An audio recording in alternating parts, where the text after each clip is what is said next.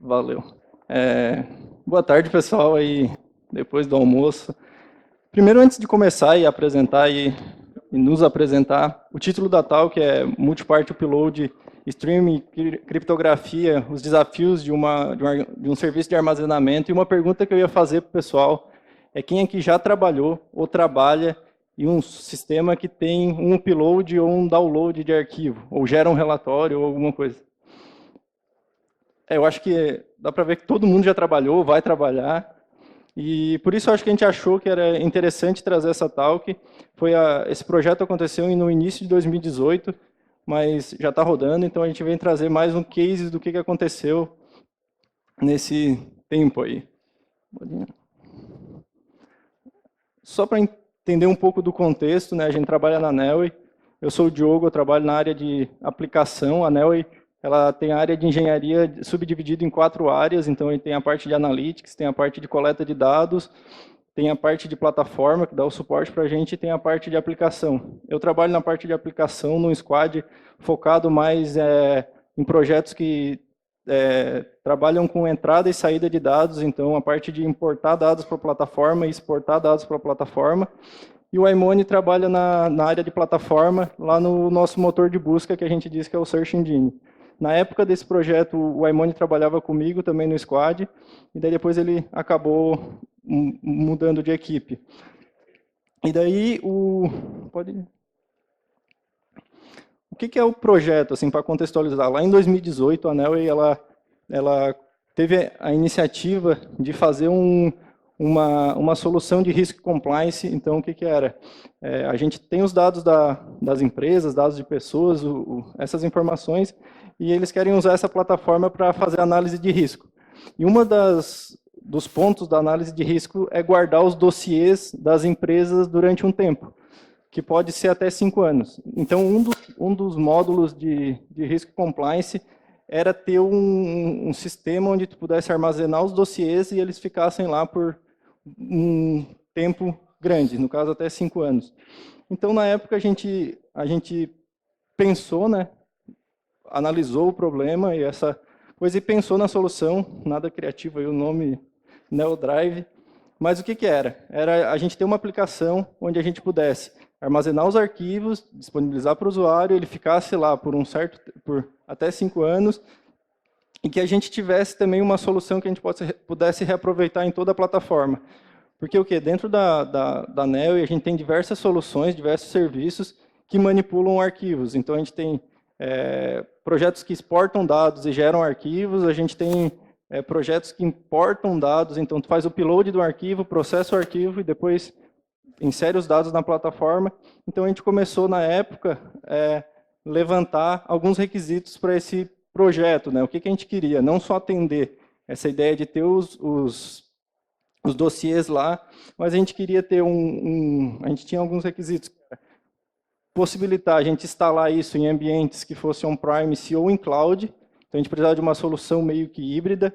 A gente tinha que ter uma ideia de armazenar os arquivos de forma segura e trafegar eles de forma segura, porque da mesma forma como foi mencionado na talk da Globo.com, da parte de segurança lá na Nelway, a gente também tem uma equipe de segurança que faz muito essa conversa com a gente em como manter as coisas seguras. Então, eles estão sempre atrás das vulnerabilidades e a gente sempre dando a solução, né? Então, a gente tinha um dos requisitos técnicos que a gente trabalhou bastante era como armazenar esses arquivos de forma segura. Outra coisa era a gente conseguir trafegar e fazer o upload, download de arquivos de até 5 GB de tamanho. Que o que acontece? Como a gente pensava em uma solução que pegasse vários pontos da plataforma, um ponto principal também é a importação de dados. Então, o usuário ele vai lá, pega o arquivinho CSV dele, sobe e ele quer importar esses dados. E daí esses arquivos podem ser grandes. Então, um dos requisitos também era ter essa capacidade de trabalhar com esses arquivos grandes.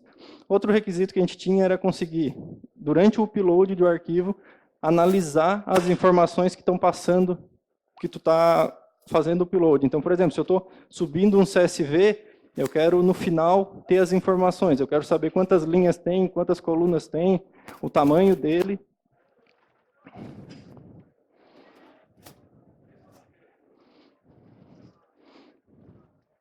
que eles já têm intimidade.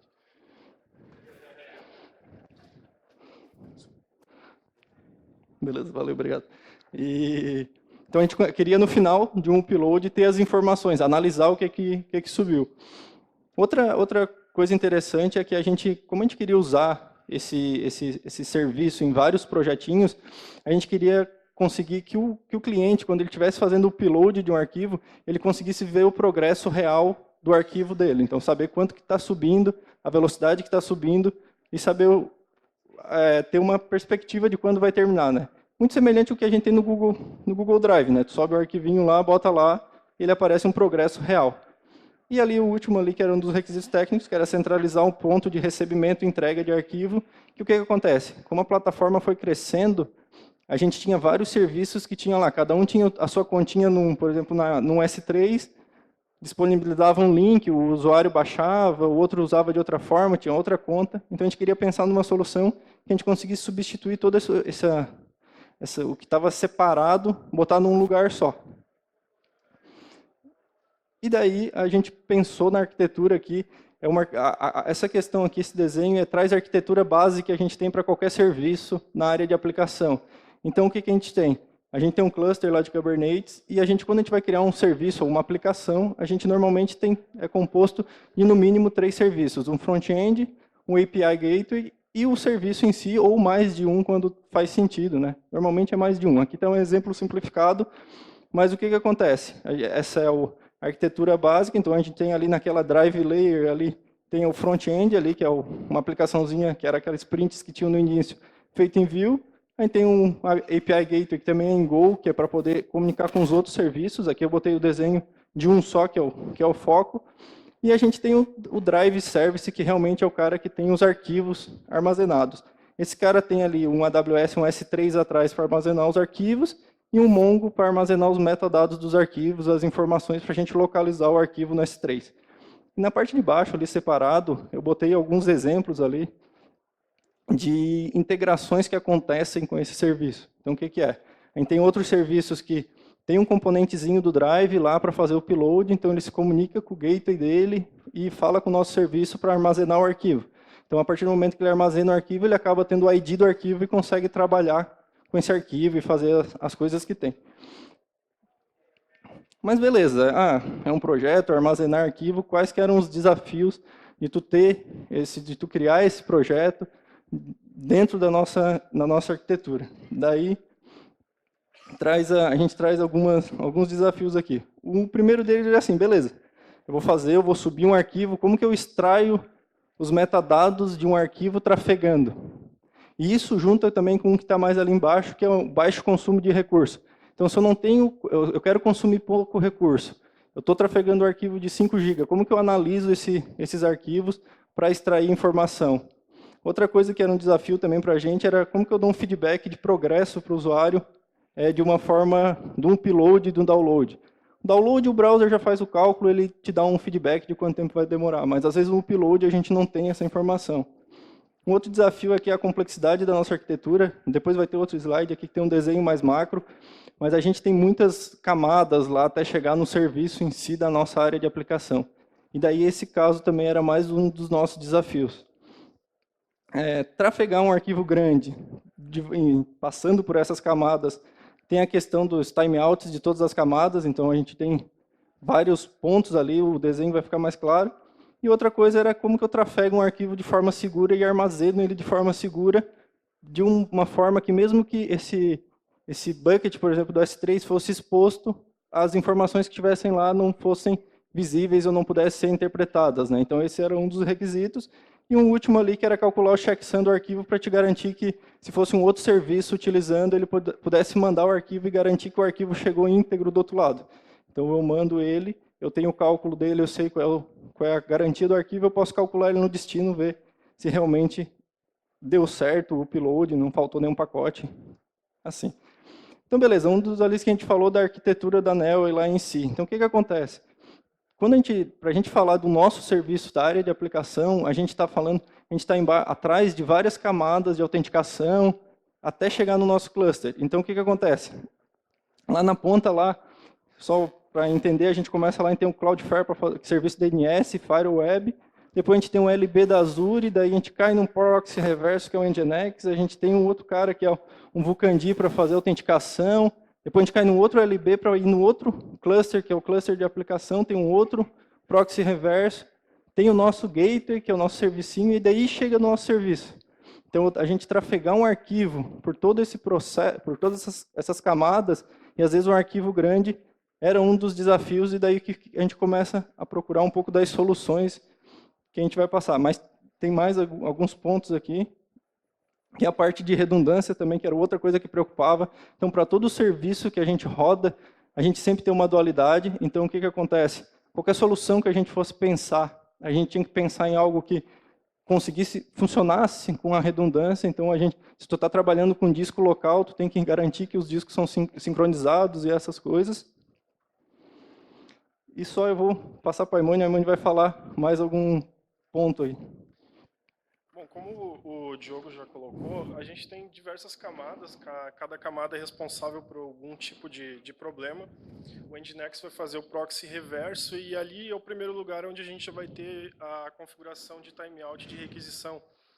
Quando a gente faz o upload, é uma requisição, essa requisição tem um tempo para ela se completar e basicamente você tem a questão dos arquivos grandes, então o arquivo grande trafegando pela rede vai levar um certo tempo. Obrigado. Vai levar um certo tempo para esse arquivo trafegar, e aí a gente começa a ter o Nginx, o proxy reverso, com algum tempo limite ali, depois o Vulkand, que também tinha outra limitação, aí a gente começou a pensar, pô, vamos abrir essa rota, vamos aumentar o tempo para deixar ilimitado, mas aí a gente pensou, pô, vamos ter que mexer com a área de autenticação, gatekeepers, que é uma área da NEO que fica especificadamente cuidando disso, da parte da autenticação, a entrada dos serviços, a camada HTTPS e tudo mais. Mas não parecia ser algo certo, a gente tinha uma sensação assim, não tá legal, assim, vamos abrir essa rota, vamos deixar sem tempo limite, e se isso começar a trafegar outras coisas, e não parecia um bom caminho.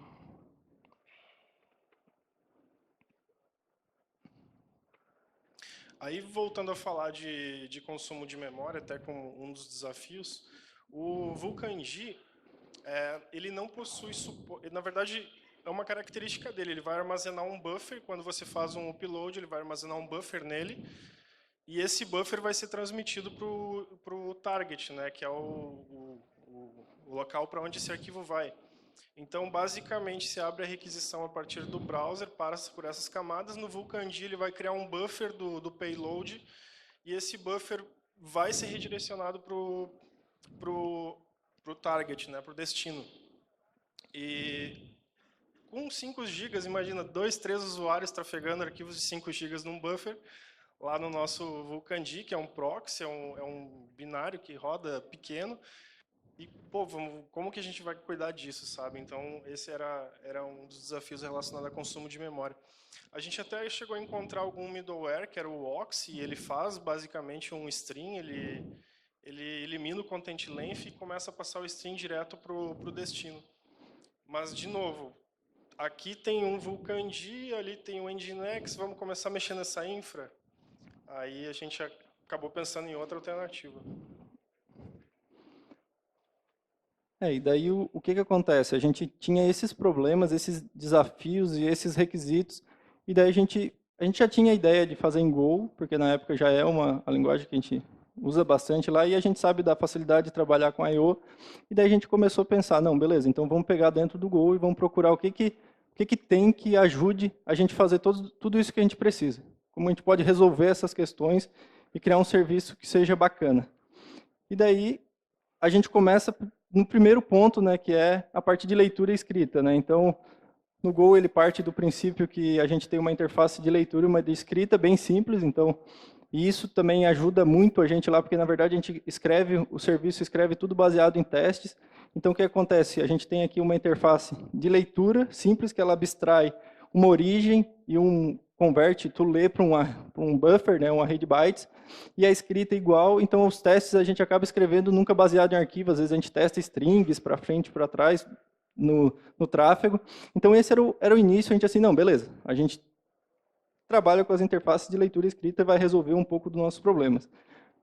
Mas beleza, só ler e escrever qualquer um faz, né? Mas como que a gente lê de um lugar e escreve em outro, num destino, garantindo um baixo consumo de memória, né? A gente não podia trafegar 5 GB de arquivos, ou até arquivos menores, vamos dizer, de 10 MB, botar na memória e trafegar, né? Então, daí a gente traz aqui a parte de como que funciona o stream em Go, na verdade. O que acontece? A gente tem o método aqui copy, e tem os copy buffer e copy n também. Mas o que acontece? O copy, tu consegue plugar uma origem e um destino e fazer o copy através de um buffer que tu diz o tamanho. Então, o que acontece? Eu tenho um arquivo que eu estou lendo, e eu tenho um arquivo que eu estou escrevendo, vamos simplificar, se fosse um move, como se eu estivesse movendo de um lugar para o outro. Então, eu plugo os dois e eu mando copiar. E quando eu copio, por padrão, o copy ele usa um buffer de 32K. Então, o que acontece? Eu estou copiando, na verdade, 32K na memória. Então, ele traz os 32K para a memória, escreve e vai limpando. Então, tu não acaba não tendo um consumo de memória, ele só vai trafegando aqueles 32K. Então, ele faz um stream do source, né, da origem, para o destino, e o consumo de memória é bem baixo, né? Então, aqui a gente já começou a ver, não, beleza, a gente já tem um caminho, como a gente quer fazer todo o processo, né? Mas beleza, eu consigo copiar, então, de partes, eu consigo fazer um stream, mas como que eu analiso o que está passando nesse stream, né? Eu preciso contar a quantidade de linhas, eu preciso saber o tamanho do arquivo, eu preciso interpretar quando é interpretável, né? Porque se for um zip, por exemplo, é diferente. E daí a gente também chegou em outro cara, que é o T-Reader aqui, que é o que acontece. Tu consegue, nessas duas pontas, então eu tenho um source, eu tenho uma parte de escrita, e eu consigo fazer como se fosse um T mesmo, uma bifurcação e interpretar o que está passando nesse meu fluxo. Então o que acontece aqui, eu conseguiria, por exemplo, entender que passou um bloco um bloco do arquivo e eu quero ver o que tem nesse bloco. Por exemplo, se fosse um CSV, eu sei, não, passou aqui, mas não passou ainda uma quebra de linha. Então, eu sei que eu estou ainda na primeira linha, eu consigo fazer contagem, consigo interpretar a coluna e consigo fazer outras informações. E aqui também eu consigo, por exemplo, eu preciso calcular o checksum de um arquivo. Como eu estou trafegando ele todo, eu vou fazendo a soma do checksum e no final o arquivo já chegou lá no destino e eu tenho a soma no final de qual é o checksum. Então, na verdade, aqui a gente conseguiu resolver alguns dos problemas, alguns dos desafios, né, que eram analisar o que está passando, fazer as interpretações necessárias, né, e ainda garantir um baixo consumo de memória, né. Então, a gente tinha tudo isso e a gente não consumia memória, ou muito pouca memória, a gente só consome quando a gente tem vários arquivos trafegando ao mesmo tempo, né. Não é muito a nossa realidade. Beleza, mas a gente está trafegando, a gente está analisando e tinha um outro requisito que era o quê?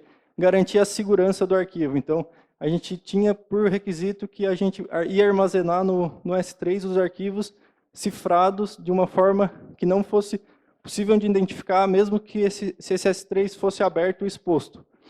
Então, o que a gente desenhou? A gente quer cifrar os arquivos no S3 com uma chave única para cada um, de uma forma que a gente consiga interpretar eles só baseado no nosso serviço.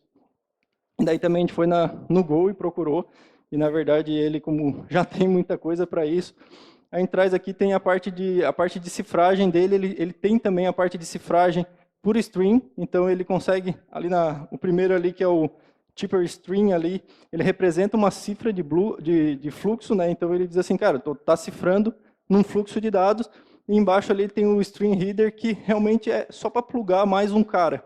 Então o que acontece? Eu tenho lá um arquivo vindo, eu tenho um header, eu vou plugar um cara no meio que ele vai transformar. Na verdade, quando passar aquele bloco, ele vai dizer, vai calcular, vai criptografar aquele dado e vai mandar para frente criptografado. Então o que acontece é que a gente fez a ideia de, cara, eu vou plugar aqui na ponta, o cara vai mandar um arquivo, e quando chegar lá, como a gente, por padrão, a gente armazena no S3, a gente disse, quando chegar lá no S3, vai estar cifrado.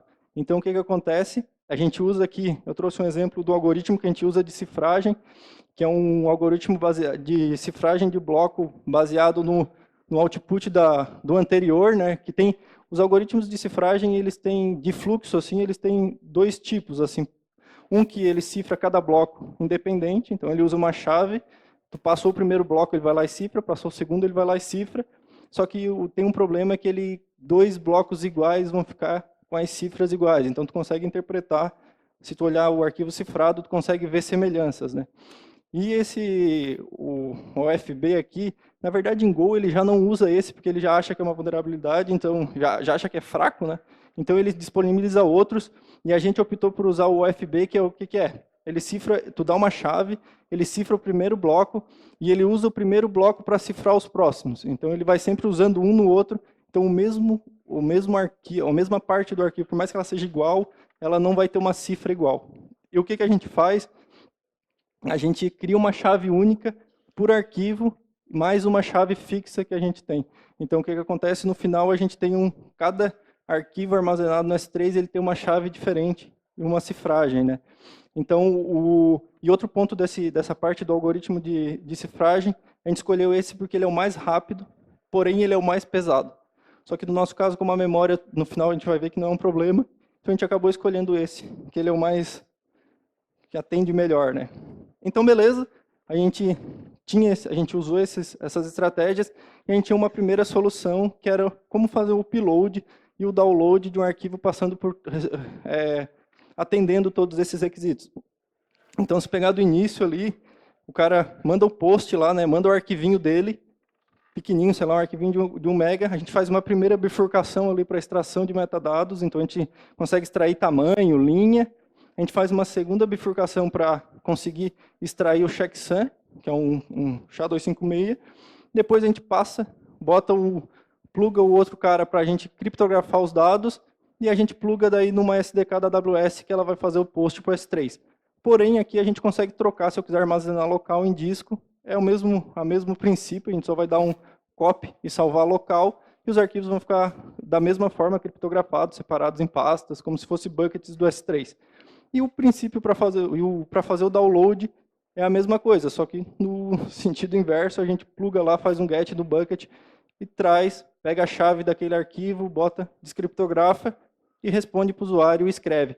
E como a gente está na ponta, copiando direto, no nosso serviço está passando só os 32K em cada momento, né? E uma coisa interessante também daquela parte da cifragem é que aquele algoritmo ali, ele funciona nos dois sentidos. Então, é o mesmo algoritmo com a mesma chave para cifrar e decifrar. Então, tanto faz se o arquivo está criptografado, se tu executar 2 vezes, ele vai cifrar e depois vai descriptografar. Mas beleza, a gente matou alguns dos desafios. O primeiro era a gente conseguir extrair os metadados baseado no tipo do arquivo. Então, se eu tinha um CSV, eu conseguia interpretar. Se eu tinha um zip, eu quero só saber o tamanho. A gente fez um extrator de metadados específico para cada tipo. A gente tinha baixo consumo de recurso, porque o serviço não oscilava a memória. A gente tinha segurança no tráfego com HTTPS, trafegando e armazenamento seguro, e a gente conseguia calcular o checksum do arquivo. Porém, a gente não conseguia ter uma barra de progresso para o usuário, porque a gente fazia uma requisição única e a gente não acompanha quanto está trafegando. A gente não conseguia ainda trafegar arquivos muito grandes, porque quando ficava esperando muito tempo, o timeout das camadas cortava. Então a gente pensou, como que a gente vai... Só isso não atende. Então a gente pensou em outras, vamos evoluir um pouco essa solução. E daí a gente traz um pouco da ideia que foi de dividir os arquivos. Como o Diogo colocou, até esse momento assim, a gente explicou toda a teoria de como funcionou, os conceitos e como que fez o upload do arquivo, fez a cifragem, fez a contagem de metadados, mas não resolveu o problema da rede ainda. E foi nessa parte que a gente precisou realmente ver como tratar a solução. E uma das alternativas que a gente encontrou, na verdade aqui estou mostrando duas alternativas que a gente encontrou, foi usar o cabeçalho Chunked Transfer, ainda em HTTP 1.1, que é o status atual da nossa infraestrutura, apesar da HTTP 2 trazer bastante melhoria com relação a stream, trazer algumas funcionalidades bem interessantes, inclusive para o upload. A nossa infra ainda não suporta, é um plano, a gente evoluir essa arquitetura, mas não era o cenário no momento, nem o da época. O Chunked Transfer Encoding é uma forma de trafegar através do HTTP 1.1, ele é um cabeçalho, e ele não envia o content length, ele vai informando pedaços de chunks, ele abre uma conexão TCP persistente, e através dessa conexão TCP persistente ele envia como se fosse múltiplas requisições. na verdade, ele vai enviar vários segmentos de payload. O problema disso é que ele ainda fazia o buffer na camada de roteamento, porque o Vulkand não tratava isso legal, apesar de existir um middleware que suporta isso. E aí a gente viu a opção que seria a que o Google utiliza hoje, que é o multipart.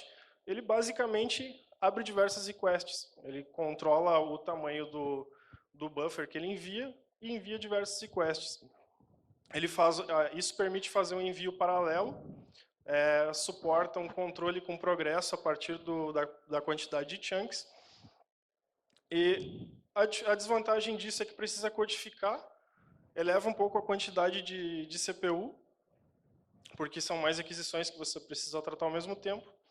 Porém, te dá um pouco mais de controle. Como o nosso tráfego hoje não é um tráfego assim que justifica pensar em otimização de performance para upload de arquivo, a gente não se preocupou realmente muito com a questão das requisições. Bem na teoria assim, do que vai trafegar no payload, é um blob. Quando você faz o input através do arquivo lá, ele basicamente vai mandar um blob. O blob é um binário, como o IOCOP mesmo utiliza, nada mais é do que um slice, um array de bytes.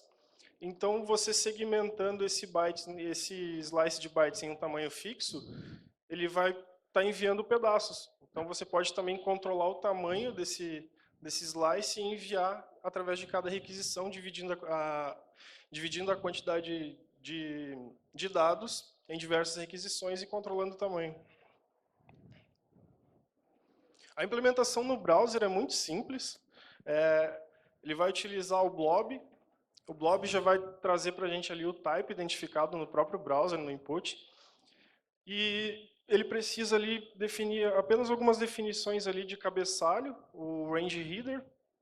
Ele vai enviar bytes, start-end e /size ali. E a quantidade de chunks você vai determinar pelo tamanho do arquivo dividido pelo tamanho do chunk. Então, para arredondar a parte inteira, por exemplo, 2,5 dividido por, no caso, 1 mega, né, 2 megas e meio dividido por 1 mega, você vai ter 3 partes. Então, por isso a função sale ali. E o cabeçalho do envio fica aquele ali, de 1 a 2.000, de 10.000, por exemplo. O controle de progresso você pode fazer em cima da quantidade de chunks ou da quantidade de dados que você está enviando.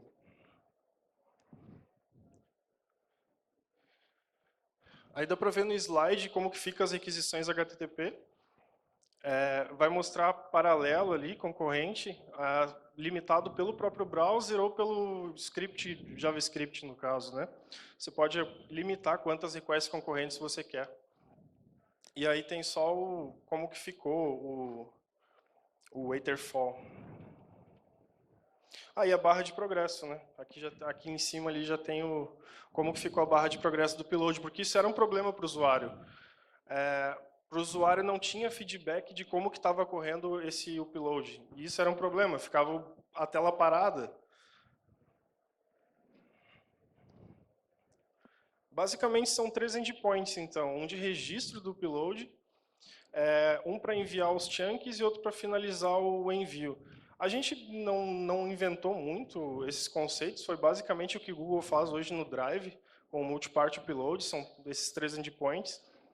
Um deles já existia, que era o de registro, como o upload já fazia antes, só que com a limitação do tamanho dos arquivos. Então, basicamente, ele vai fazer um post, enviar um files, vai retornar um file ID com 201 created, vai efetuar diversos puts com o ID do arquivo /chunk do upload, enviando o header content range. Esse header vai ser utilizado também para montar o nome dos chunks. Depois vai ser útil para ordenar eles com o file system. Ele vai retornar 206 partial content para cada um dos chunks e 202 accepted quando dá o final. Então, basicamente, você faz uma requisição para iniciar o processo, controla requests paralelas depois com os chunks, e no final, terminando as requests paralelas, você faz um finish, e o back-end vai retornar um 202 aceito que vai processar.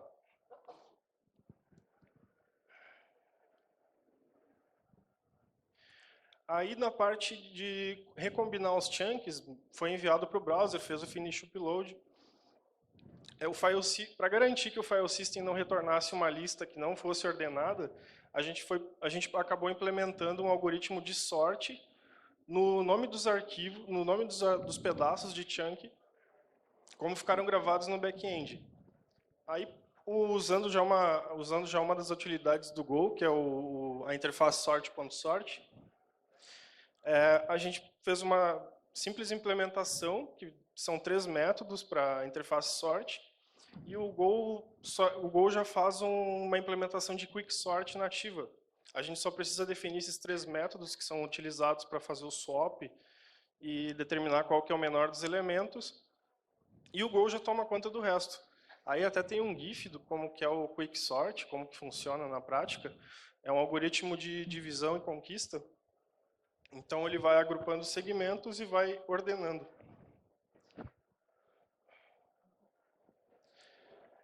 Um ponto interessante aí do método sort.sort é que se você olhar a doc dele, lá na documentação do Go, ele vai informar que ele não é um algoritmo estável. Aí a primeira impressão que você fica, quem já não tem um pouco de contato com o algoritmo de ordenação, pô, não é algoritmo estável, será que ele não funciona? Mas, na verdade, é uma ordenação não estabilizada. Ele vai tratar diferente a forma como ele ordena. Digamos que você tenha números repetidos dentro dessa ordenação, 1, 2, 2 e 3. E aí, esses números estão embaralhados em 3, 2, 1, 2.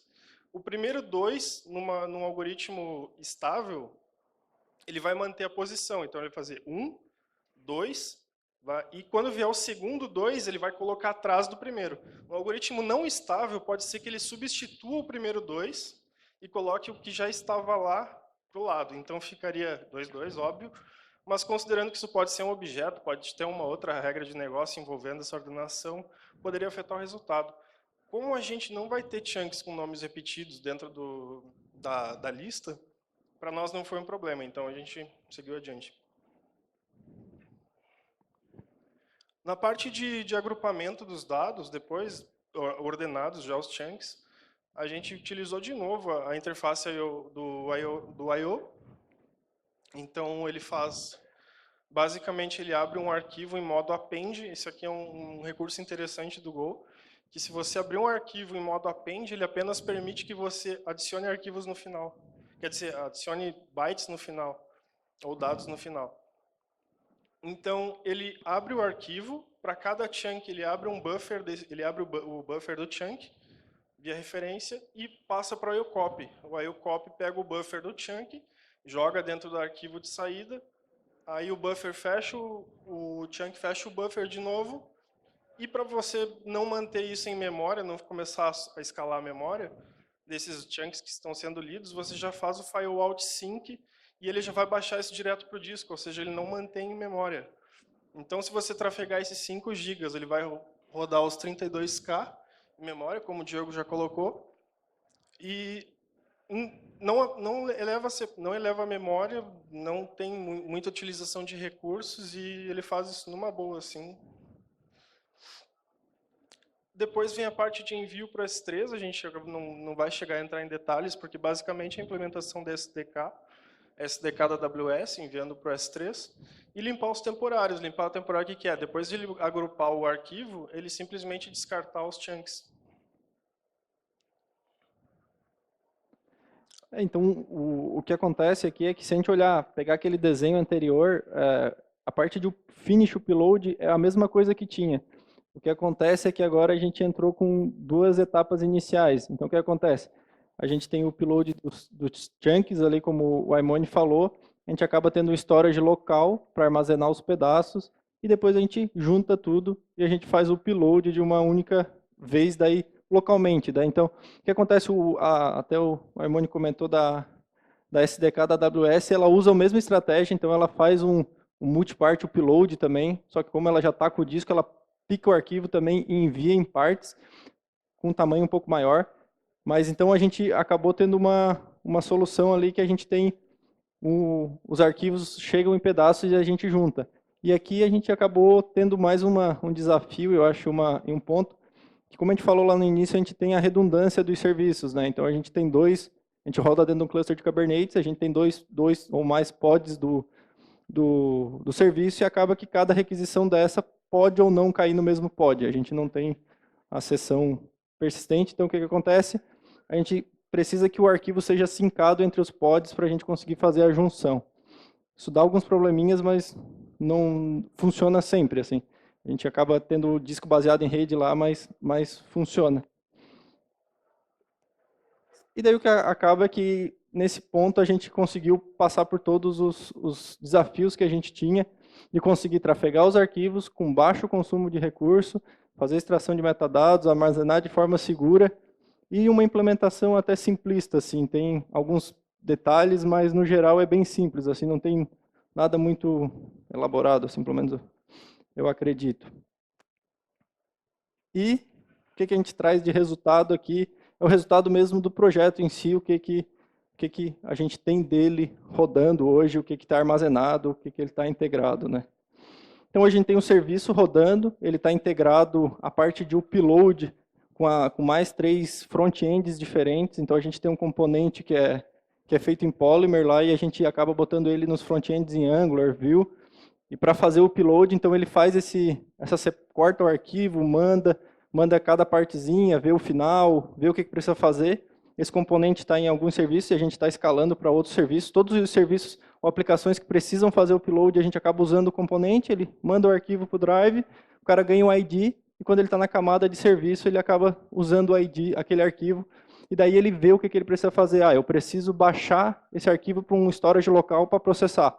Ou não, eu quero só o começo do arquivo, então ele lê um pedaço e para, ele consegue fazer algumas coisas assim. E daí a gente tem ali, como eu já bem que falei, está integrado com mais 7 serviços, que são serviços que usam para isso. Então, para armazenar um arquivo que ele exportou, então ele foi lá e fez uma consulta, uma query, gerou um CSV, um XLSX, um zip, ele quer disponibilizar para o usuário. O que ele faz? Ele faz o upload para o drive, gera um link, o drive disponibiliza um link público para aquele usuário que está autenticado, né? Então ele manda para o browser e diz, pode baixar esse arquivo que está disponível. Ou no sentido inverso, que é para fazer o upload de dados, então, que é aquilo, ele sobe pelo componente, ganha um ID, o serviço baixa o arquivo, processa, faz o que tem que fazer, descarta e faz o processo em si. Então a gente tem os serviços usam para isso. E daí a parte de volume que entra no nosso cenário lá, após a gente tem mais ou menos 1 ano e meio que o projeto está rodando. A gente tem mais de 168 mil arquivos armazenados em diversos formatos, ali, XLSX, PDF, CSV, HTML, ZIP. Aí depende do que o usuário, quem está usando o serviço manda, né? A gente dá suporte a alguns, porque como a gente interpreta algumas informações, a gente vai dando suporte. Tem mais ou menos 100 GB de arquivos armazenados. E o crescimento mensal, com as integrações que a gente tem hoje, a utilização é de 15 mil arquivos mensais, que dá mais ou menos 9 GB. E daí, conforme a gente vai integrando novos serviços ou novos aplicativos, vai aumentando um pouco mais. E a gente trouxe ali o custo da AWS de armazenamento, que no mês passado, eu acho que foi $3,5 para armazenar os arquivos lá na AWS. E daí, a parte de consumo de recurso, né, trouxemos ali alguns gráficos, mas ele consome os 2 pods ali, consome uma média de 0,2 de CPU de uma máquina.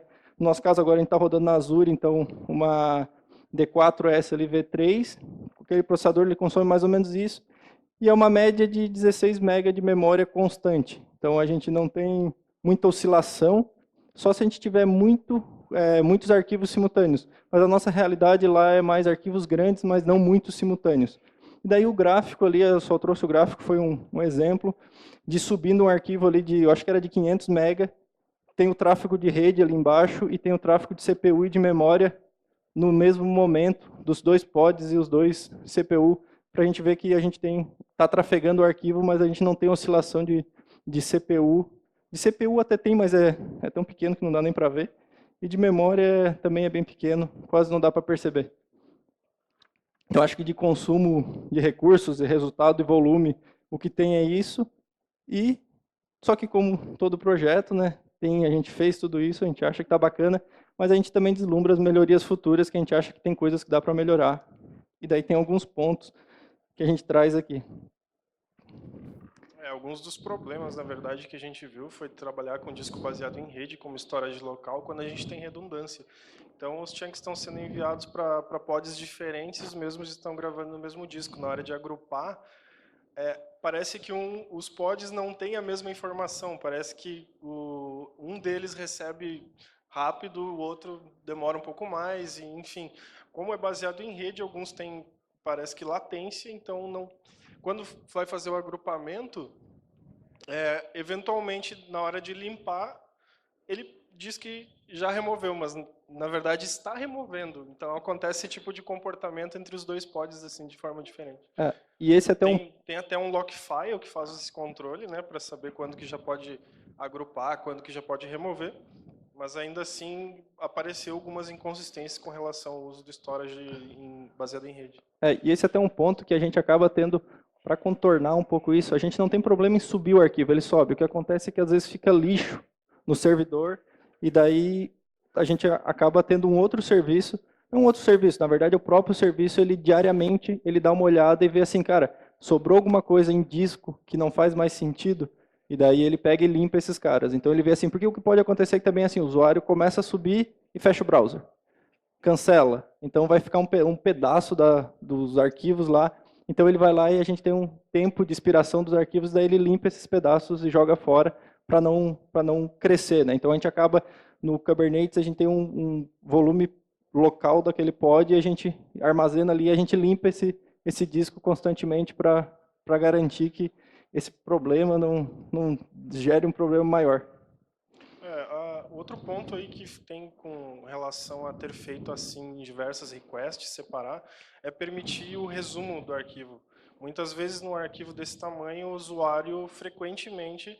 São casos de uso que a gente percebeu com o tempo. O usuário frequentemente ia lá, deixava o computador dele fazendo o upload, fazia outra coisa, ia pegar um café por causa do tamanho do arquivo, rede, etc. Quando ele voltava, a sessão tinha fechado e o upload tinha interrompido.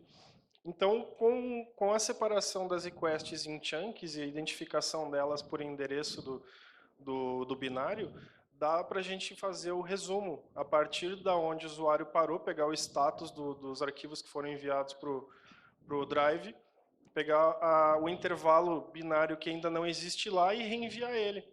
Então, isso poderia ajudar bastante também os usuários lá, que muitas vezes estão trafegando arquivos de 10, 15 mega, com 100 mil linhas, mas às vezes é 1 milhão, 1 milhão, 200 linhas de informações em CSV ou outro tipo de arquivo. Outro ponto que dá de pensar, a gente, se pensar na interface HTTP que a gente fez ali, a gente tem 3 métodos. Primeiro, tu diz que vai enviar um arquivo, informa o tipo, depois tu manda os pedaços e depois no final tu diz que acabou. Na verdade, a gente poderia melhorar ela e dizer assim, não, eu mando os pedaços e o servidor sabe quando acabou, porque ele sabe que chegou todas as partes. Então ele faz esse processo de forma automatizada. Mas é uma coisa que é uma melhoria, mais uma perfumaria. Então a gente está dessa forma ainda, mas era uma coisa que poderia melhorar. E daí junta com o último ali, que é o algoritmo de junção ser mais inteligente. Hoje, como a gente tem uma terceira requisição para avisar que acabou, a gente só junta nesse momento, mas a gente poderia fazer a junção já durante o processo. Então, chegou 2 partes que são próximas, eu poderia juntar as 2 partes e ir juntando elas, e no final eu só juntaria as 2 últimas e teria o arquivo inteiro. Então, tu teria uma velocidade só na junção, mas, como a gente falou, são pontos de melhorias.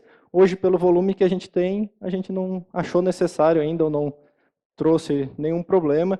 E acaba que os serviços eles usam as 2 formas. O usuário usa esse multipart upload, mas quando a gente está dentro da nossa própria infra, às vezes um serviço está se comunicando, ele usa um upload direto, porque ele sabe que ele não precisa controlar timeout, ele está direto, então ele manda o arquivo direto. Então a gente tem essas 2 interfaces, a gente tem uma API para multipart e tem API também para fazer. Internamente não tem barreiras, né? O problema é o acesso externo, quando passa pelos routers de autenticação, esses são os que geralmente acabam gerando timeout. Até a gente tem um timeout baseado em sessão, então o usuário fica logado, de tempo em tempo, se ele não efetua nenhuma requisição, não renova a sessão, é cortada essa sessão. Então, ocorria muitos desses casos do usuário subir o arquivo grande parar antes por causa que a rede dele não suporta o envio de um arquivo muito grande. Por que tem que ser enviado direto para a ANEEL e não para um terceiro, para depois a gente copiar? Questões de segurança, como esses dados são dados de empresas, dados de clientes, a gente não pode misturar, não pode jogar no mesmo lugar, então é preferível que a gente trate a gente mesmo, criptografe e depois salve num terceiro. E no geral era isso, essa era a ideia, de trazer um caso real de algo que eu acho que todo mundo passa no dia a dia, e como a gente resolveu e como a gente está resolvendo ainda e está atendendo aí, eu acho que acredito que vai atender por um bom tempo ainda as questões. Daí abrir para dúvidas, que tiver de dúvida, fiquem à vontade. Uma pergunta.